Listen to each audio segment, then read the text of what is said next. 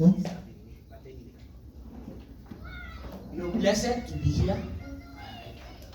That's a guarantee. And today I'll be brief, but I'm so happy because of what the Lord has been ministering unto me. And I want to also share the same. Praise the Lord. I have a request. All these spaces zenye ziko nyuma mbele yetu, we occupy them. Wacha kukaa kuna huko nyuma, and then kuna empty seats huko mbele. So please, William, Saimo, Boge, that songe mbele.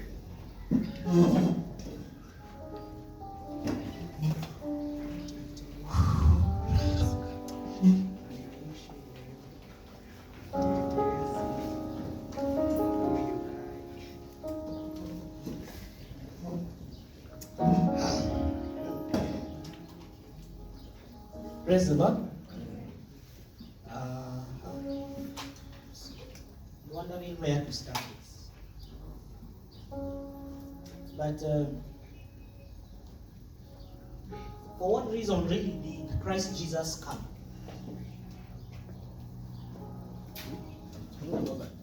For what reason did he really come? Praise the Lord. You know that we are justified is not the end result. That's not the end purpose of his coming. That we are justified and that we have received the forgiveness of sins, which is redemption. Praise the Lord. Redemption is the forgiveness of sins. Redemption, the what in your mind you would think as deliverance. You know, redemption is the forgiveness of sins. Now, redemption was a means to take us to something. But the end result for Christ coming, praise the Lord, was that we might receive the promise of Abraham. Now, when God appeared to Abraham, he told him, you will have your descendants shall be like the stars of the skies and all that, and through your seed shall all nations be blessed. And he didn't say seeds, though he was promised many sons. But he said seed. And you know the end result for Christ coming was that he would make us family with the Lord. Praise the Lord. The purpose, the reason he really came is that he came so that you might be sons of God. He came so that we can now call him Abba Father. Praise the Lord. He came so that your relationship with the Lord is no longer, people and God. It's no longer men trying to go to God. He came so that your relationship with the Lord can be father-son relationship. Praise the Lord. He says in 1 John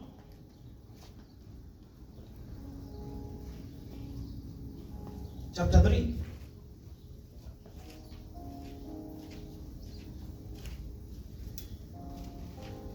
Verse 1.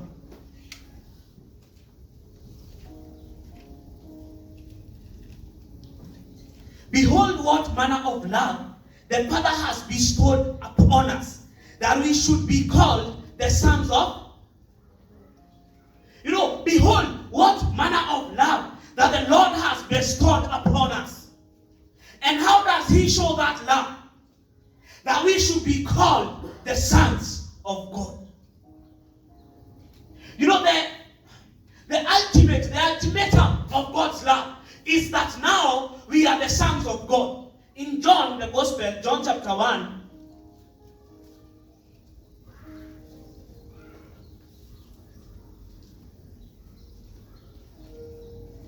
verses 10. John 1:10.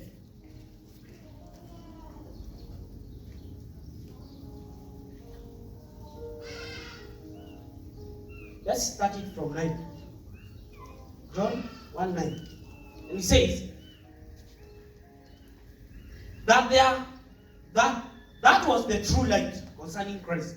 That was the true light which lighted every man that cometh into the world. He was in the world, and the world was made by him, and the world knew him not. He came unto his own, and his own received him not. But as many as received him, to them gave he power to become the sons of. Praise the Lord. He says, he came unto his own, and his own received him not. Indeed, when he says that he came unto the world, and the world was made by him, and the world knew him not. That is what he is saying when he's saying, he came to his own, and his own received him not. The very ones he had created, he came unto them, and they knew him not. But as many as received him, the purpose was that they become the sons of God. Think of a family relationship.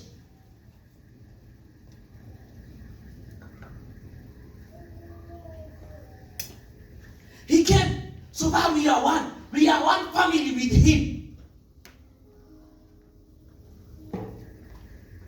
You know, even when you had done your worst thing, all of us, we have a situation when we knew you deserve to be punished because you have done wrong. But even in your worst state, you have never doubted that you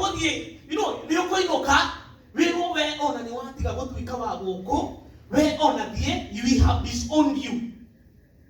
Even when you knew, literally, and I'm going to face it. But even when you knew you deserve to be punished, it never crossed your mind that it never. It never crossed your mind that your father will stop being your father, even at your worst. No, think of it. He came that we might become family with the Lord, so that he is our father. Praise the Lord. And once you understand that he is my father, man, your confidence in regard to God grows. He is my father. He came that I may be one family with him. It says concerning predestination, Ephesians 1.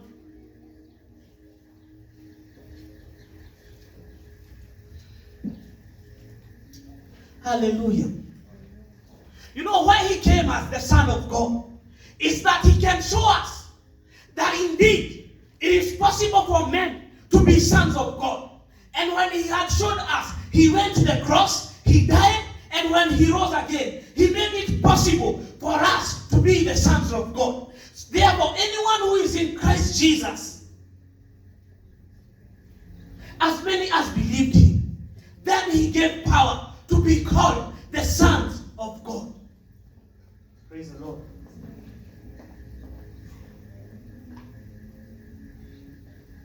Ephesians 1:4.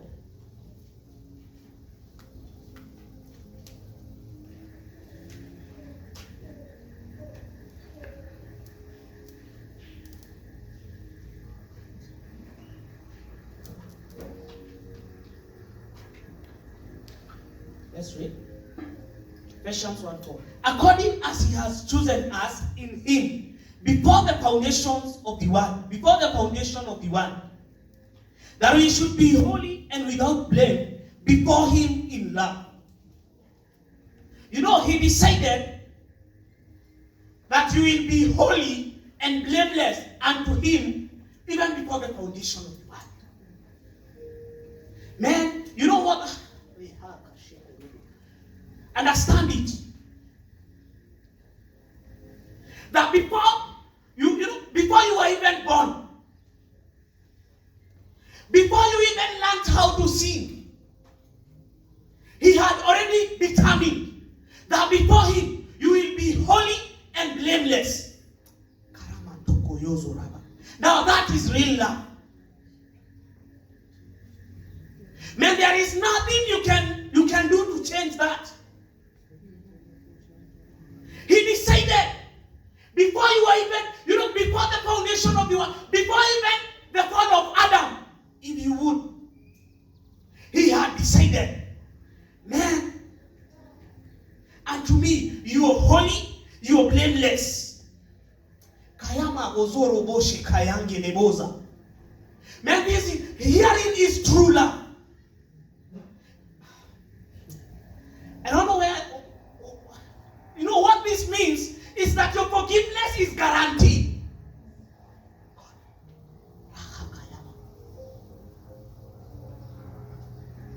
What this means is that his bond with you, his relationship with you, man, it is guaranteed. There is nothing you can do to make him, love you less. To make him disown you. He had determined that you will never be pleasing unto him, even before you were. Look at verse 5.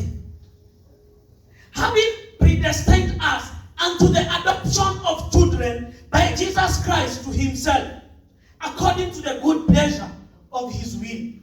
Man, that you have been adopted into sonship is his good pleasure. He is happy to have done that. And he predestined it, that in Christ Jesus, you receive the adoption into sonship. This word adoption is the word ordination. Man, once you understand that you have been ordained as a son of God, no other ordination excites you. You don't have to ordain me to be a minister, to be a reverend or a bishop. I'm not interested in those ordinations. I'm interested in this one ordination. I've been ordained. I've been blessed to be a son of God. And this was his predestination. This was his foreknowledge. This is what he decided for you even before you were. That in Christ Jesus. And you see, that's why Christ Jesus came. So that this predestination, this ordination might become possible. He determined, hallelujah, he determined it, that you'll be the Son of God. And that's why Christ came, to ensure whatever he decided concerning you before the foundations of the world will be fulfilled. That's why you are justified in him.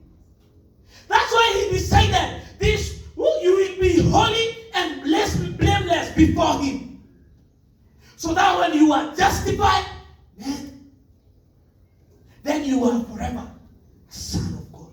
Behold, what manner of love the Father has bestowed upon us, that we should be God, that we should be, the sons of God.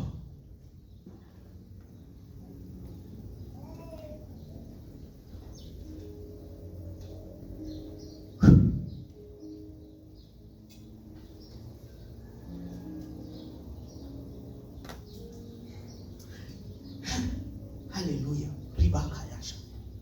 When he said, let us make man in our own image and likeness, this is what he meant. Man, let us make family. When he came seeking you, he did not just come to seek you so that he can justify the world. No. He came seeking you because you are a son. Let me tell you that he predetermined means even before you got born again, for him, you were already a son. Because he predetermined, Dano is my son. So when Christ came to seek and save the lost, he came to his own. He came to seek his sons. That's why he was telling the disciples, and there are other sheep of this fold that are not here. Even before you had the gospel, in his heart, you were of his fold. You are the son of God. sure, man.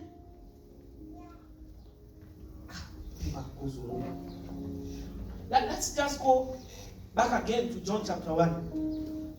Let me show you something. 1:10. John 1:10. He says, he was in the world, and the world was made by him, and the world knew him not.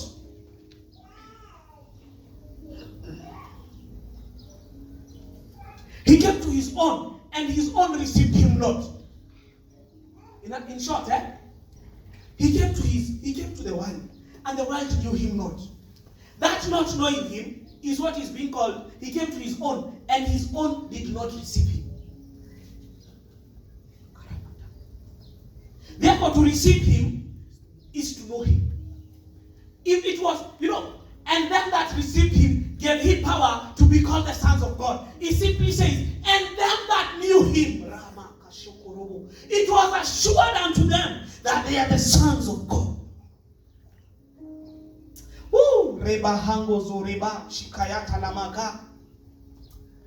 Hallelujah. There is nothing you can do to separate me from Christ. I'm the Son of God.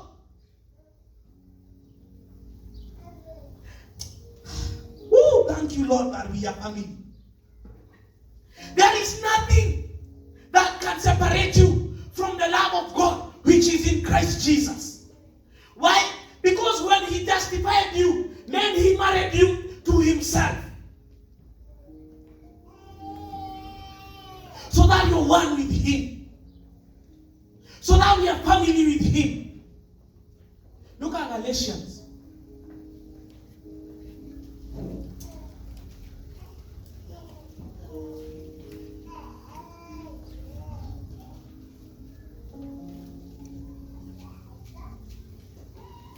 Galatians 4.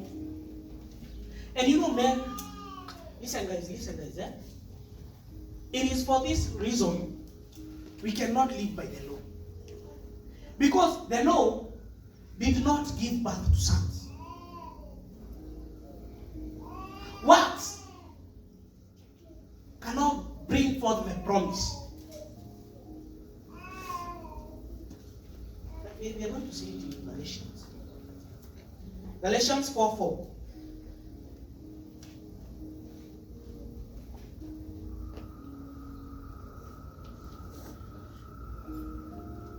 But when the fullness of time was come, God sent forth his son, made of a woman, made under the law. 5.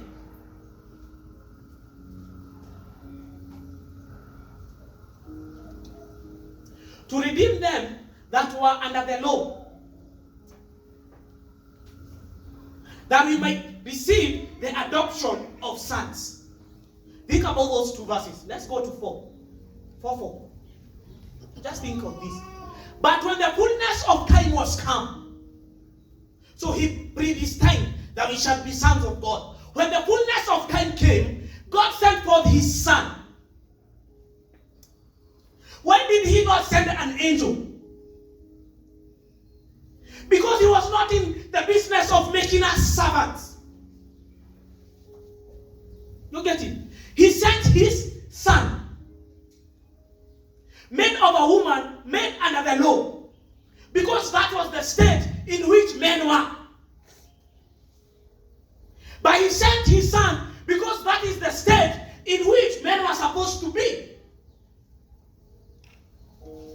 5. And he sent his son for this reason, that the son might redeem them that were under the law. And having now been redeemed, they might receive the ordination of sons. Praise the Lord.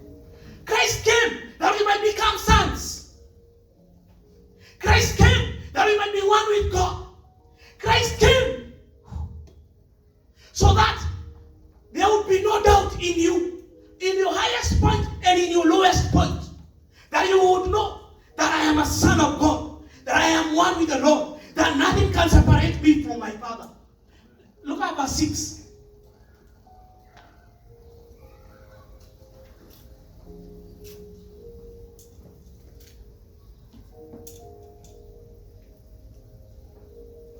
Galatians 4:6.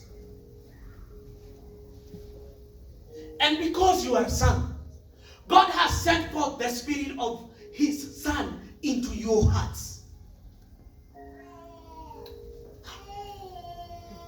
And now we are able to know He is Papa, our Lord.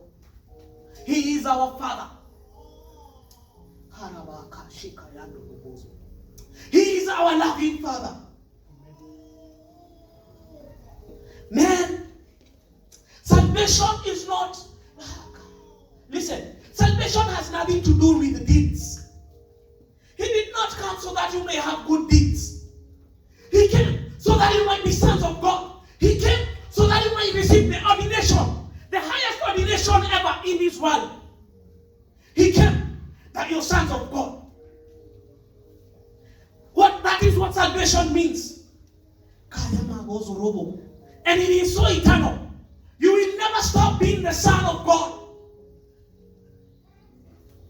You are a son of God forever. And that is settled in eternity. He determined it before time, and in time it was made possible, and that will go beyond time. Even when time ends, that you're the son of God will never change.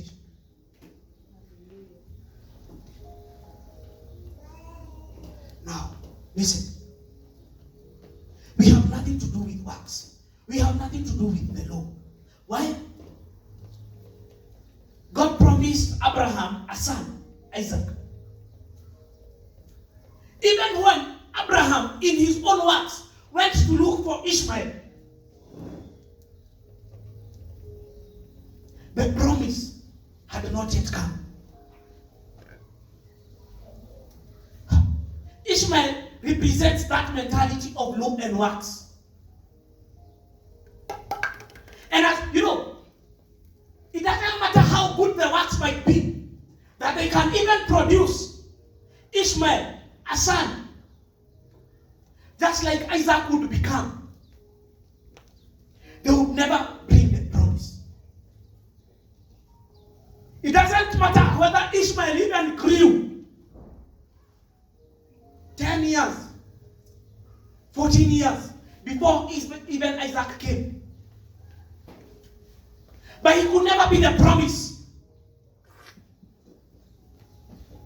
Look at this. Galatians chapter 3.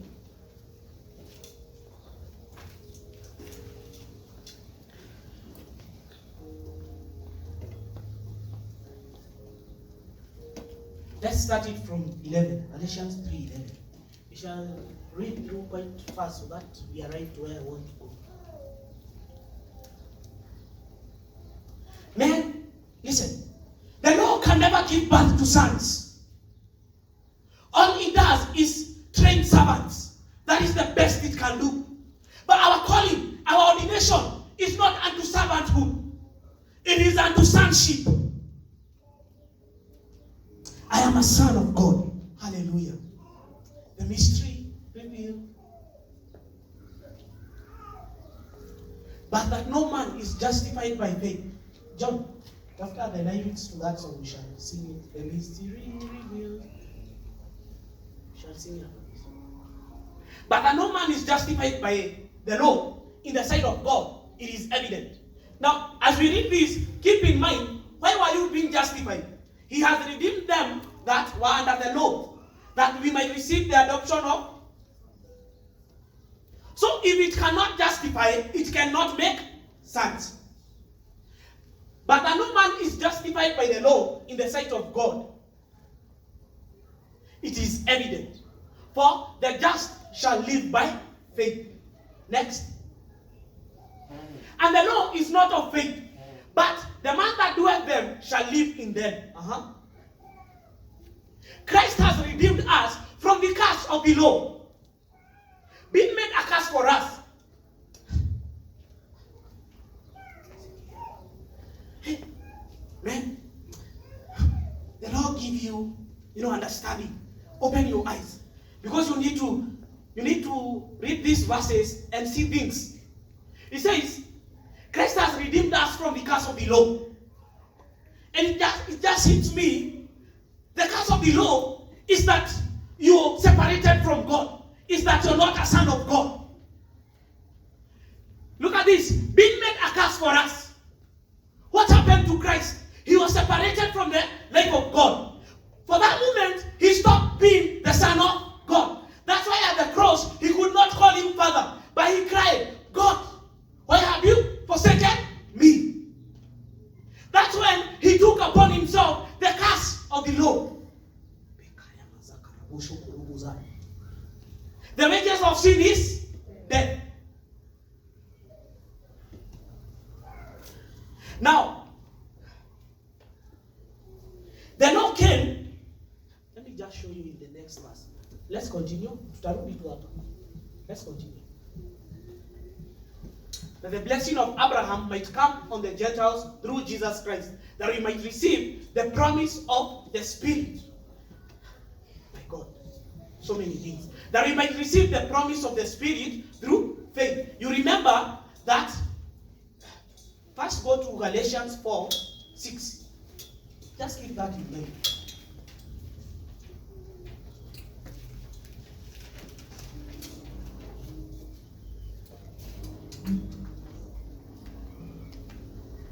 And because you are sons, God has sent forth the Spirit of His Son into your hearts, crying, Abba, Father.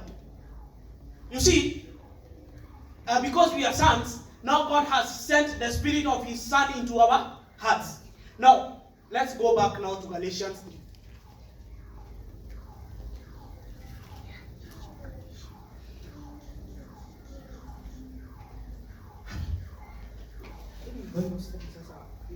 Just showing you how to connect these verses. Christ has redeemed us from the curse of the law, being made a curse. For it is written, cursed is everyone that hangeth on a tree. 14. That the blessing of Abraham might come to the Gentiles through Jesus Christ, that we might receive the promise of the Spirit through. You got it? Now that we are sons, we are able to receive the Spirit. Now, He redeemed us from the curse, that we might receive the promise of faith, which was the Spirit. And it is that Spirit that assures us that we are the sons of God. Praise the Lord. Continue. I speak after the manner of men, though it be but a man's covenant. Yet, if it be confirmed, no man be annulled or added thereunto. Now to Abraham and his seed were the promises made. He said, not to seeds, but as of many, but as of one, unto thy seed, which is Christ. And this I say, that the covenant that was confirmed before in God in Christ, the law which was 430 years after, cannot disannul that it should make the promise of no effect. Praise the Lord. That the predetermination of God, that you become sons of God, it could not be disannulled by the law, which was not able to make sons. Praise the Lord. His predetermination was still to come through. The law, even if it came afterwards, it could not stop that. It could not stop the agenda. That we might be, the promise that we shall receive the Spirit through faith that makes us the sons of God. Let's continue. For if the inheritance be of the law, it is no more of promise. But God gave it to Abraham by promise. Wherefore, then, what purpose serves the law? It was added because of transgression, till the seed should come to whom the promise was made. Listen. Why was the law then added? It was added so, to contain Abraham until the promise would come. The law was added to maintain, because of transgression. What was the transgression of Abraham? Having received the promise and believed, he went on in his own works looking for Ishmael. Now, the law was added so that it can contain now Abraham until the promise would come. The law was added to keep you also. It was added as a schoolmaster to keep you until faith would come. When faith came, you then became the sons of God. And once you're sons of God, you no longer need the law.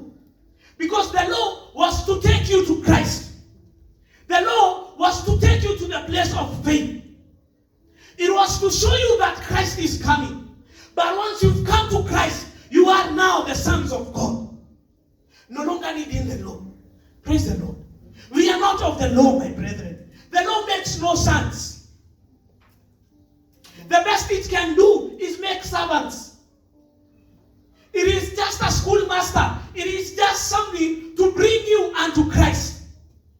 But when Christ has come in your heart, then you receive the ordination to become the sons of God. Praise the Lord. And this was the whole reason that Christ came. That you might become sons of God. And that was once you've been made sons, salvation is complete. Once you've been made sons, then he can rest. The man came, that redeeming you from the curse of the law, which is death. Death is separation. Redeeming you from death and making you the sons of God. Once you're a son of God, then there is no sin, there is no curse operating on you. You've been redeemed from all curse. Praise the Lord. Behold, what manner of love the Father has bestowed upon us, that now we should be called the sons of God. Indeed, are we the sons of God? Hallelujah. Let's be on our feet.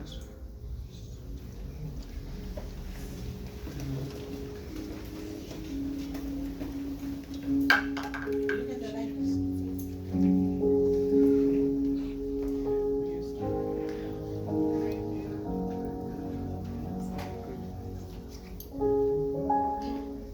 This is the mystery that was hidden for ages and generations. The simple fact that he came, that you become the sons of God.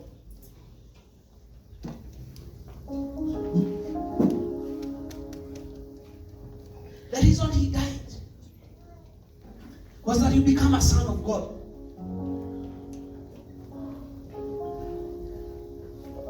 I don't know, is it possible to get the lights?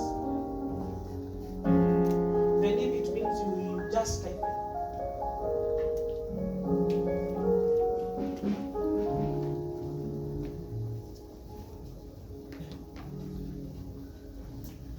Oh, I don't know.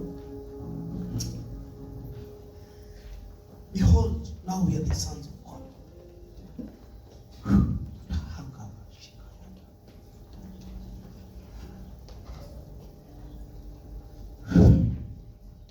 Let's just respond to the Lord in worship and adoration. And even thanksgiving. And now indeed we are the sons of God.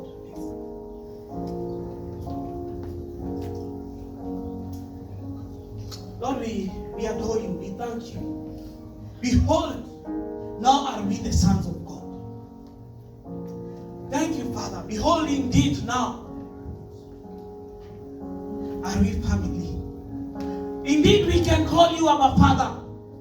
Indeed, Lord, in this you show your love for us.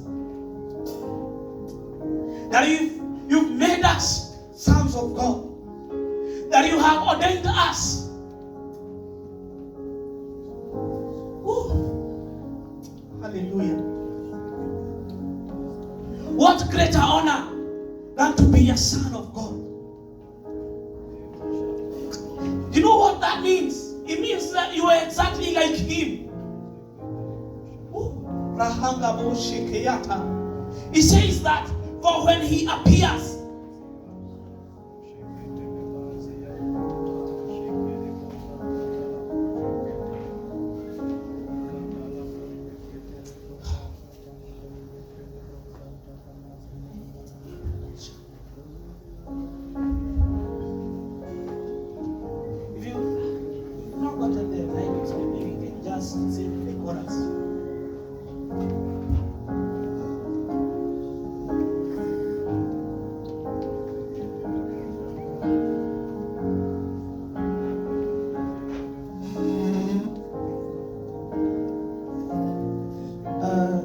First John 3. First John 3, 1 and 2. Maybe as a joking game, and I'm going so that he can see that song. First John 1:3. He says, Behold, what manner of love the Father has bestowed upon us, that we should be called the sons of God. Therefore, the world knows us not, because it knew him not. Behold, beloved, now we are the sons of God. It does not yet appear what we shall be, but we know that when he shall appear, we shall be like him, for we shall see him as he is. Hallelujah. Woo. Thank you, Lord.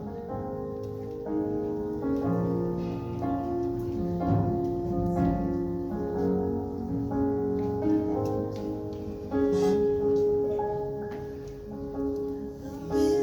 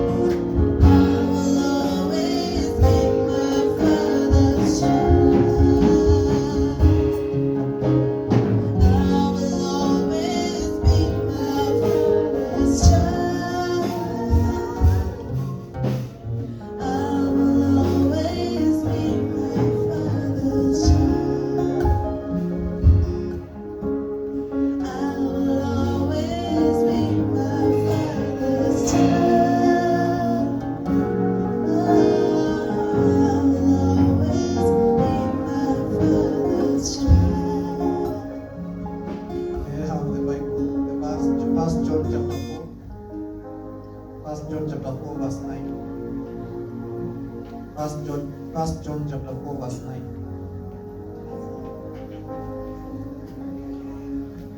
Did I have it? 1 John chapter 4, verse 9. There's a young man that I want. I don't know if he has left. The young man who had the Bible, a bag on his side. Has he gone? You come. I don't know why you leave. Because I have a word for him from the Lord. Okay. The Bible says, in this, the love of God was made manifest or displayed. If I can have NIV, I'll be happy. Where we are concerned, can I have NIV?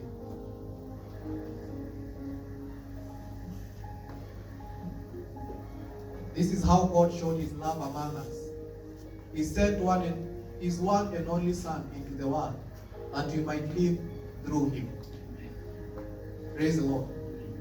This is how God showed his love among us. He sent his one and only Son into the world that we might live through him.